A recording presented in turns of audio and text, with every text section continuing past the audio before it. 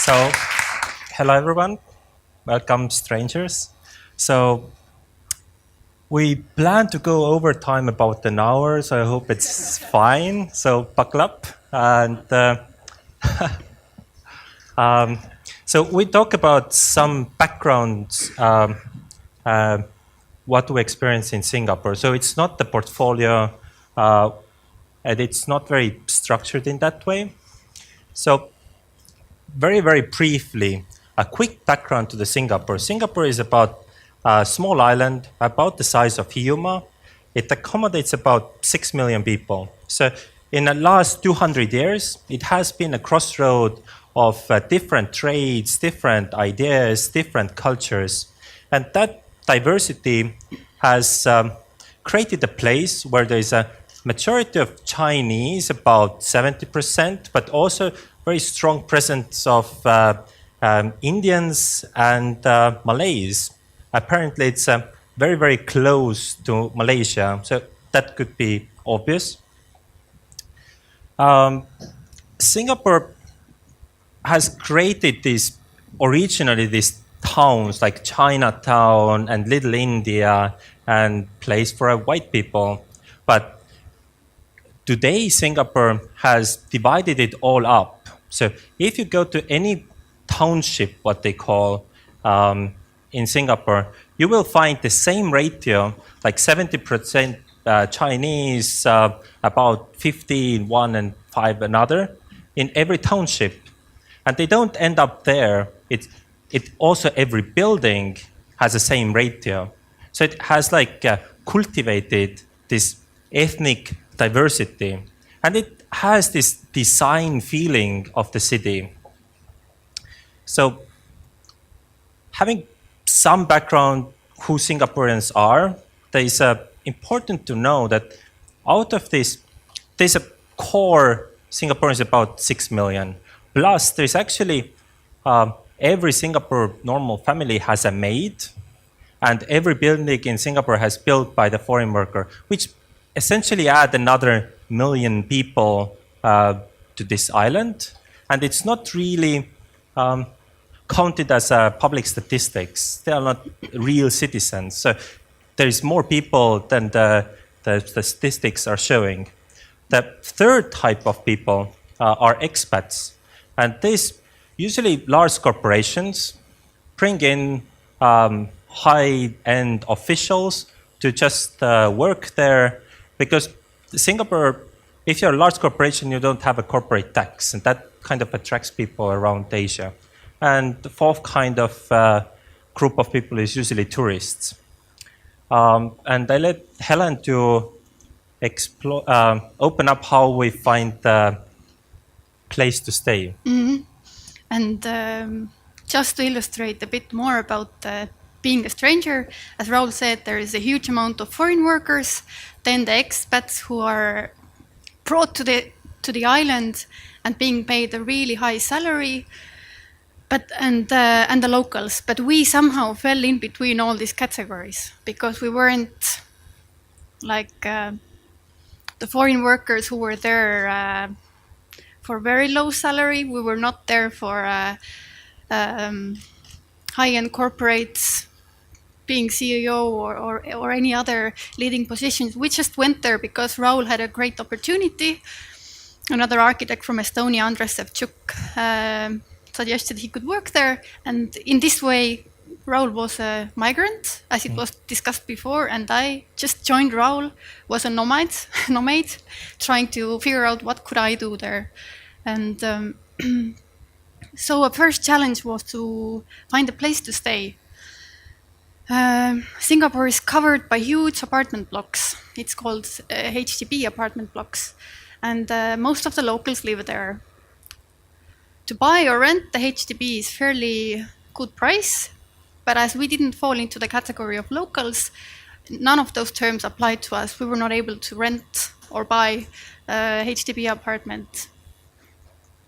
Another category of housing is condominiums, private apartments that are again really highly priced, and again we couldn't even dream of living in there.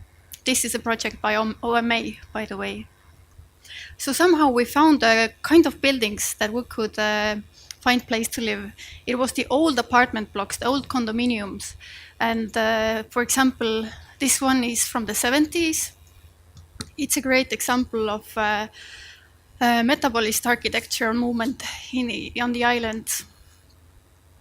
So as being quite old in terms of Singapore, quite old, built in the 70s, it was not so highly appreciated among the locals because also the future of the building was unknown. There were rumors that it will be torn down very soon. So, but we found a place there. That's the entrance to home, outside on a 30th floor. Just to put the perspective. So, like us were the foreign professionals. There was a lot of people like us, of course. So there was a demand for small apartments, one or two bedroom apartments. And as the local housing market wasn't quite ready, then some of the old private apartment owners had split their huge former 7-bedroom apartments into small units. And this is also how we found the place. It didn't really look quite neat. We had some higher standards in Estonia, I think, both growing up in the rural areas, in the residential houses. But actually it was the view that really convinced us that we should really stay here.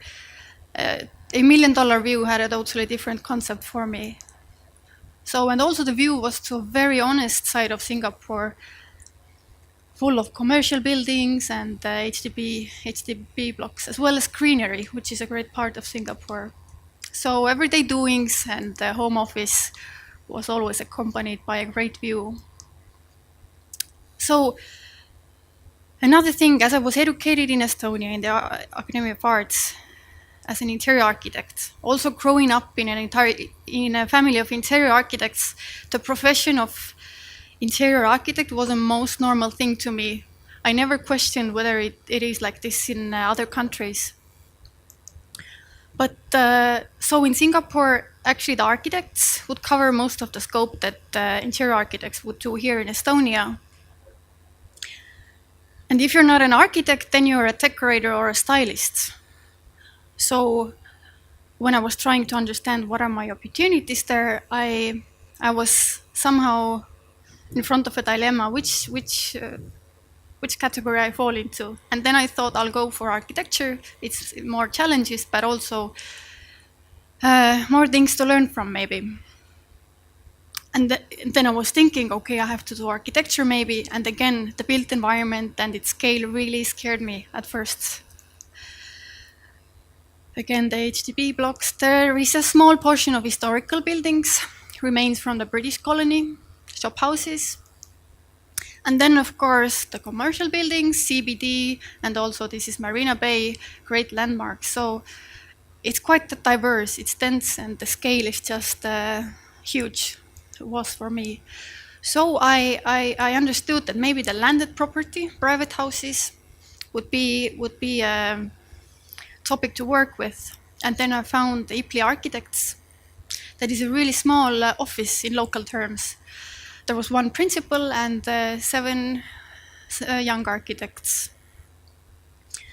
So IPLI Architects was mainly catering for residential clients and some larger scale projects and competitions on the way. Another interesting thing was that in Estonia, the market of interior architecture is quite small, quite narrow, I would say. So when different offices went through my portfolio, read my CV, they saw that I have done some residentials, some exhibitions, then offices. So they asked me, so what can you actually do?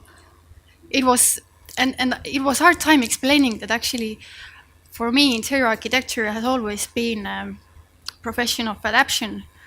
In Estonia, you would normally have maybe a hospital, then a school, again a private house. So every time you encounter a new project, you will have to adapt. You have to learn again a lot before every project.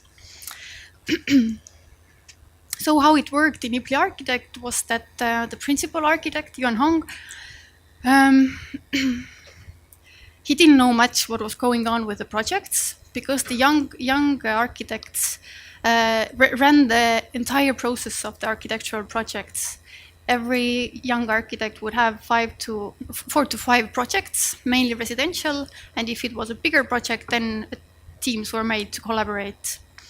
And running a project, I mean, from the first concept ideas to the construction drawings, and then site visits, meetings with the clients, as well as all the submissions with authorities. So it was a lot of new things. And me, as a stranger, it was a new language as well. I mean, it was English. English is the official language in Singapore, but actually, if you work with locals, it's more Singlish than English, meaning it's English, but with a Chinese logic. The sentences are really short. They use really small amount of words to express everything they need. So it took time to understand, but in the end, it was great fun. I even could speak some. So I stayed in this office for 10 months, and I was involved in, I think, roughly 5 projects. And I was involved in 1 residential building, which meant I had my first site visits, which was interesting. I hadn't done that before in Estonia or in Denmark. So again, it's English, site, the tolerances that were not centimeters, but sometimes 10 centimeter or half a meter. A lot of things to, yeah.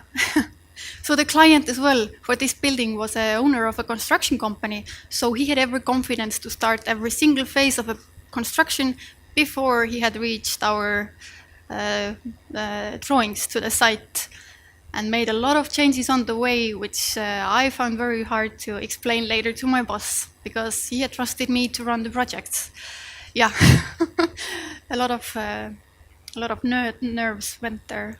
But luckily, I had a project manager on the site who was a really cool guy, educated in LA, and he was a good bridge between me and the client, because also the style and understanding of an interior for Chinese wealthy men, home and house means a way of communicating his wealth. But for me, and also the office that I was representing, a good interior was first of all a simple one. But the project manager brilliantly understood both of us, which was good. Then another project that I was involved was an interior one. So we made an interior concept for Alila hotel chain. This one was a hotel and resort planned to Sabah, which is in East Malaysia. Through this project, I learned a lot about presentation, I think. I had never drawn such plans before. So we tried really hard to not to get the project, but really engage the client and make sure that this is the best that she gets. But often the meetings ended up marking on the plans where are the SPs, meaning where are the shag points, things you don't learn from school. And the bathroom got really famous for that. Anyways, I'll give a word to Raul. Mm-hmm. As Helen briefly mentioned before, I was already assigned to the project by the time I arrived to Singapore. It was a library extension, and it was back then it wasn't the Kriegel, but it came to the Kriegel, what you can see the small image over there. So I tried to avoid all the pictures of the Kriegel and talk about what involved getting this thing done. So first thing in Singapore, everything is on the same island in the same city, and the cab is a good way of getting around. And if you need to find any kind of contractor, try to this neighborhood. There's a timber fabrication neighborhood, there's a steel fabrication neighborhood. I can just find the right neighborhood and walk from one factory to another. This is, by the way, is a typical furniture fabricator. It's like a nice factory, and probably the owner of the factory owner had a good taste. So the machines there was a large variety of different machines, And you need to convince, in our case, the fabricator that our project is easy and give us a good price. I kind of like the Singapore doing things right on spot. And here we are testing a testing machine because we didn't thought that actually the machine was giving the right reading. And the guy who is sitting on top of the steel beam was one of the principals of Arab in Singapore. And this kind of hacking is everywhere. Just like, let's get things done. Yeah, and let's move on. No matter we don't have the leveler, we have a bottle of water. Yeah, it's way better than your eye. And at least it's proven by the bottle. And there's a kind of a line there. And we were struggling because the design we had we weren't able to calculate it by the code, so we had to test it. And we were just, every week we came up a little bit piffed up model to test it and see if we can hang like 2 tons on this joint. Finally, we exceeded. Everything was already prepared for assembly. And there was a moment in a project where entire project relied on the hinges. And back in the design process, I didn't look carefully at the hinge. Do not hinge on an axis. So it was a little bit off. So every fabrication file, actually I had to take into account what position the hinge is. So fortunately, we find the mistake before we started the cutting and assembly. Like this kind of small thing could have cost us the entire project.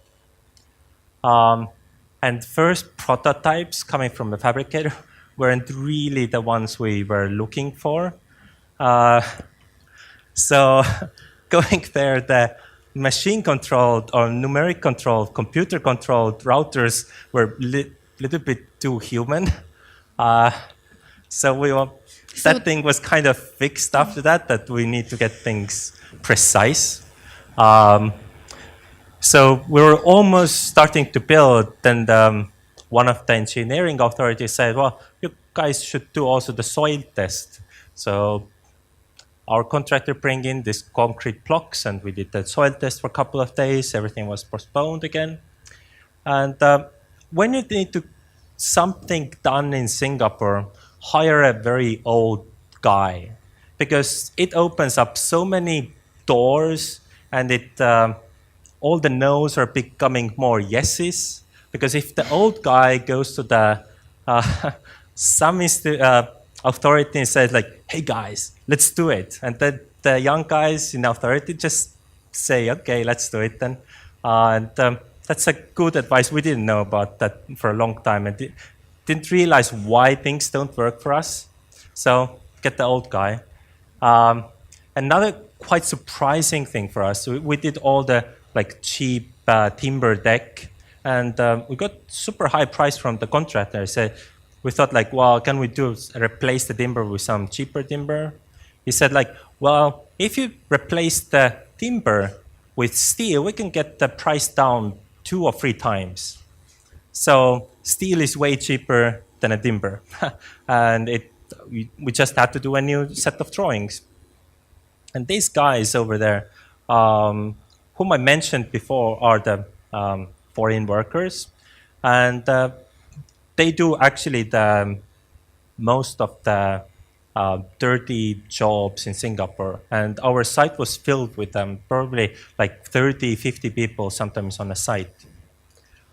Since the library extension was part of the curriculum, we had to involve some students into the project and convince them in every possible way that please work for us. You might get some experience out of that. But there was always some guys or some girls who rather like to organize other students than actually doing something.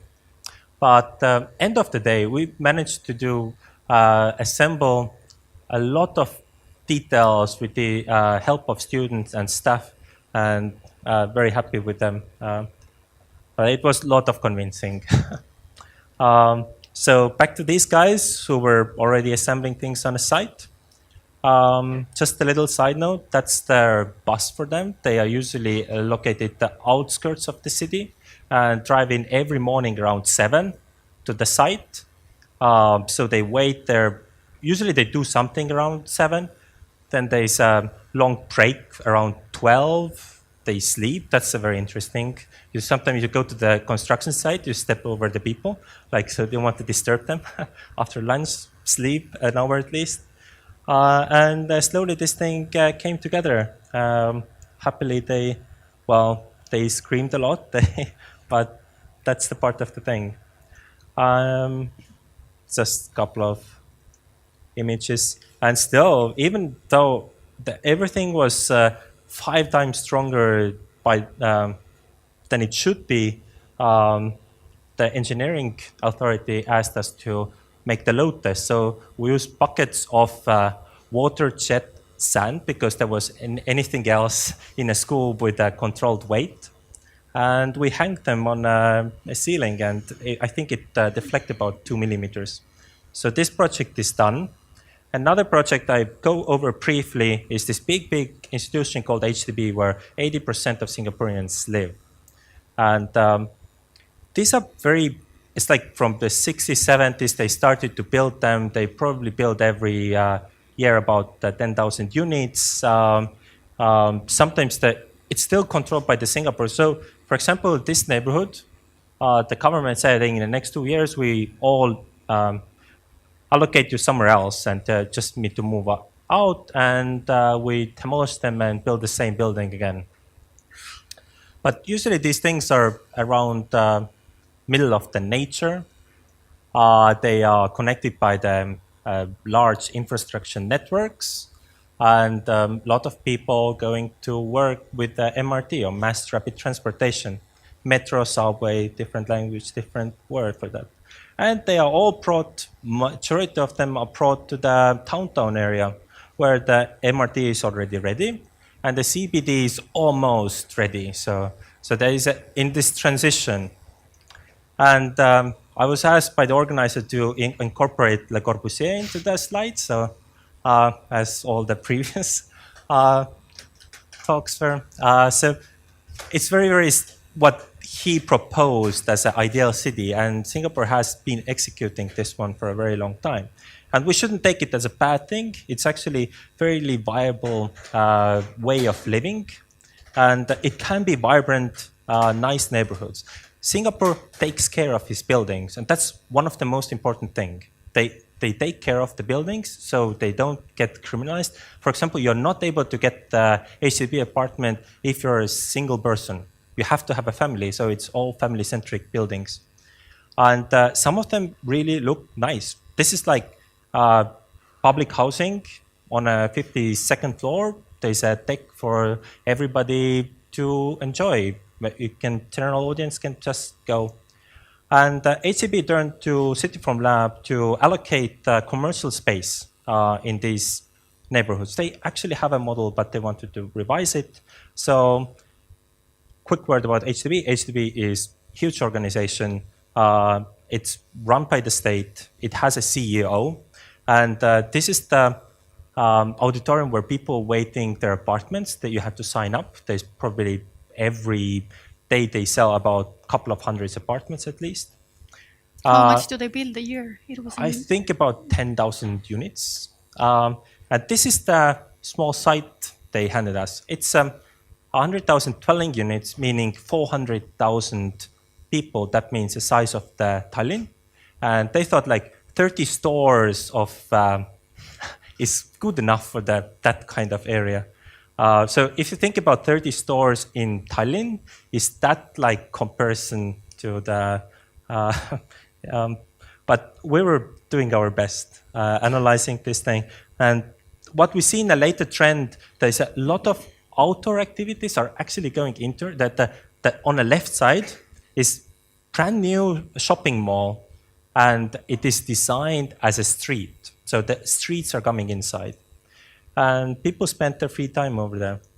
And maybe Helen wants to wrap it up. No, we're running out of time. I'll just do it shortly. So, yeah, we were all together 3 years in Singapore. I spent 10 months in an office, then some time in Estonia again. And of course, all the time I had a question in my mind, can I have really my own projects there? Because after the 10 months working for the office, I didn't feel like joining another one, actually. The experience was quite tense and yeah. So, but after 2 years, we had quite good connections, I think. The strangers tend to stick together, so most of our friends were Caucasians, many of them on really good positions. And one friend of us, who was a director in the Institute of Contemporary Art, asked me whether I would like to design an exhibition. She had seen some of my works in Kumu, in Estonia, exhibition designs, and then she thought, yeah, I could give it a try. So similar processes that Raul went through for finding material, how to build the tests, how to make prototypes, I was doing now. And yeah, so the exhibition was about really old paintings, Singaporean and paintings from the region. And they just wanted to have a really contemporary display that would be also reflecting Singapore as a country. There are so many layers, so many connections and dialogues. So yeah, that's what it ended to be. It was an exhibition of layers, close ties, and a lot of visual dialogues. And yeah, I'm very happy that I could do a project on my own there as well. A lot of responsibility, but again, a lot of experiences to take back home with me. That was a short one. Okay. That's all.